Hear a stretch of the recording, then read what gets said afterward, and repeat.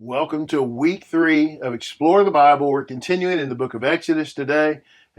Great passage looking at the Passover. So I think you're really going to enjoy this and very appropriate. I know it seems more like an Easter thing, but it really is appropriate for Christmas as well.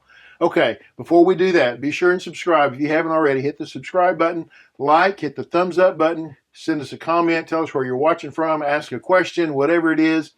And then also share the video with somebody. We'd love it if you'll share the video with somebody, share it with your class, whatever.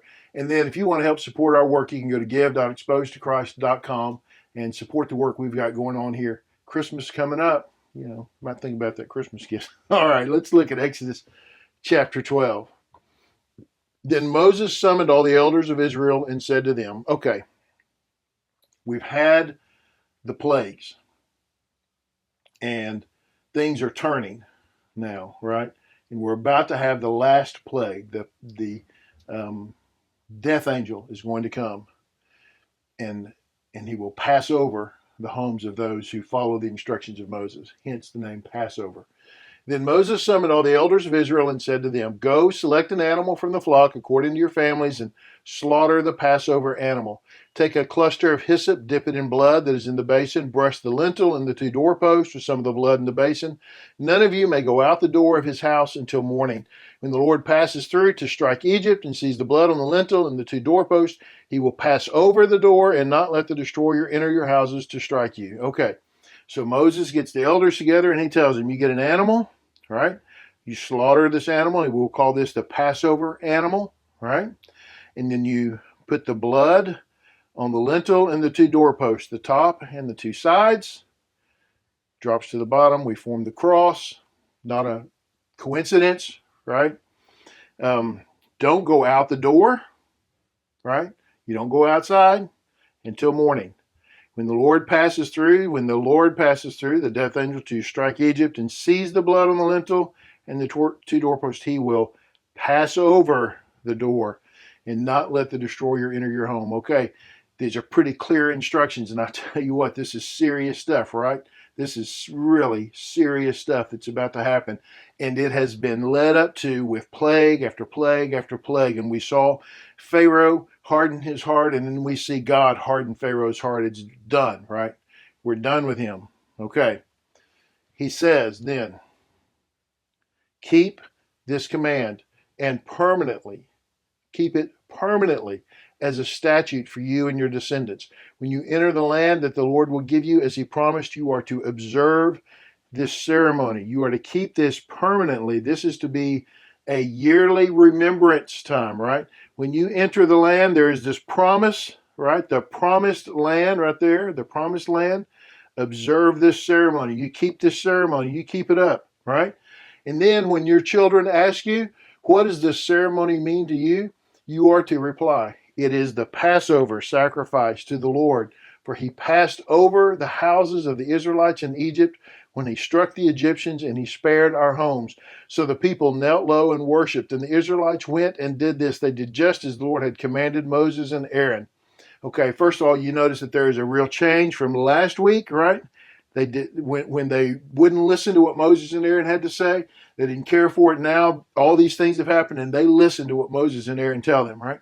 Okay, he passed over. We're going to underline that as well, right? Okay, here's what I wanted us to see in this passage right here. When your children ask you, what does this mean to you? You're to do this every year. And your children are going to ask you, why are we doing this? What is this about? And he says, you're to tell them the story, right? You tell them the story of the Passover. You tell them about when the Lord passed over the houses and struck the Egyptians, and he spared our homes.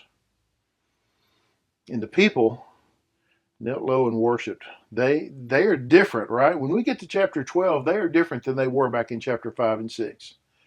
It's different. God has moved and worked in their lives.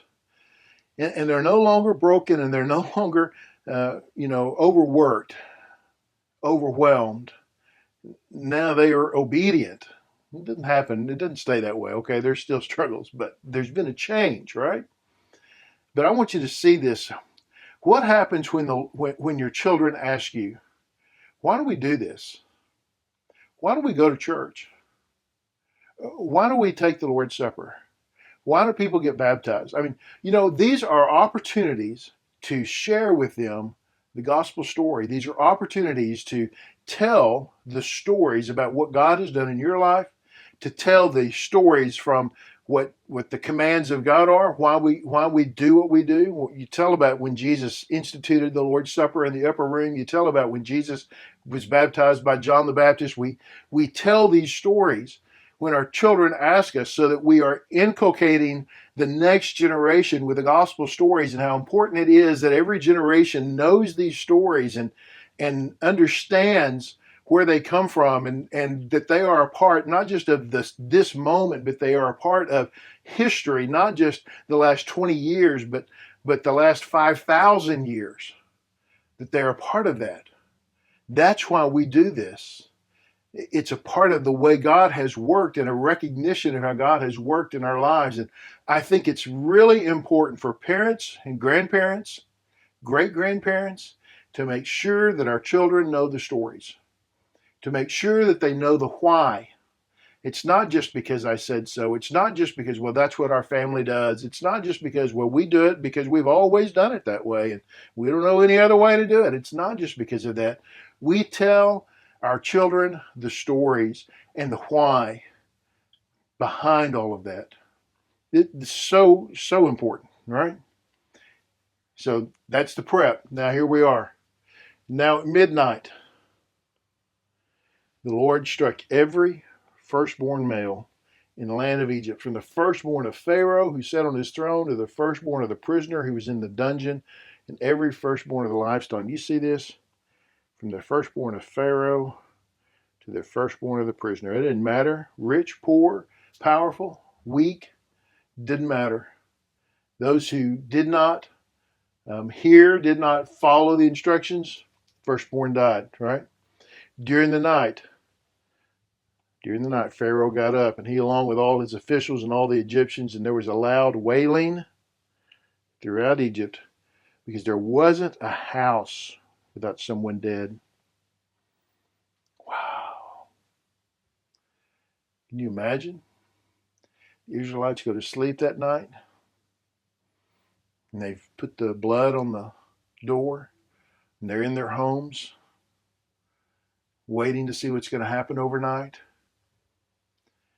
And suddenly you hear the wailing as children are dying, and young adults are dying across the city, just moving across the city. And it's from Pharaoh's house down to the lowest of the low, wailing because there's not a house that doesn't have somebody dead in it. And he summoned Moses and Aaron during the night. He got Moses and Aaron in the middle of the night. Come, you come see me. Get out immediately from among my people, both you and the Israelites, and go worship Yahweh as you have said. Take even your flocks and your herds as you asked, and leave, and also bless me. Oh, he's no longer asking, who is this guy? Yahweh. Get out right now, right? And bless me, please. Somehow put a blessing on me. I mean, he's a transactional guy. Just, if I can get something, I'm going to get something. I'm going to tell you, this is a hard night in Egypt. And literally, hundreds of thousands are dying. And Pharaoh calls him in. I mean, he has endured these other plagues, right? And they've been terrible, and they've been inconvenient, and they've been nasty, and they've been dirty, and they've been horrific. But nothing like this. And he says, you get out. Y'all go right now. Take whatever you want to take it, please. Go worship Yahweh. Y'all go do that worship thing, as he said. Look, everybody, this is Philippians 2, right? There will be a day when everybody will bow the knee and say Jesus is Lord. They may not say it now. They may fight against it now. They may argue, but there will come a day when everybody will bow. That day came for Pharaoh. Hey, hope that's helped. God bless you. Thank you for teaching. I hope you get to teach this. I don't know, what churches are going to do around Christmas, but it's a great passage. Hope you're having a great holiday season next week. Christmas story. Looking forward to that. Subscribe, like, comment, share it with somebody else. We'll see you next time.